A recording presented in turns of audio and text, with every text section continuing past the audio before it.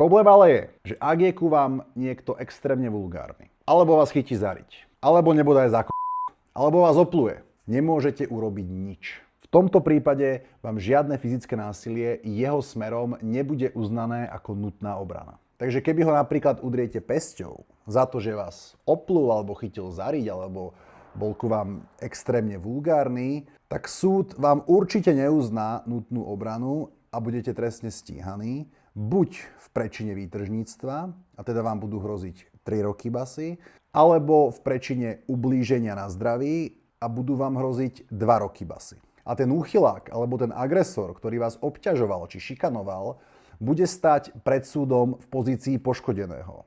Zatiaľ čo vy, ktorí ste sa len bránili, budete stať pred súdom v pozícii obvineného. Tento absolútny zákaz akejkoľvek formy fyzického násilia má potom za dôsledok, že ľudia ako Fero Joke behajú po svete a nemajú žiadny strach náhodných ľudí chytať za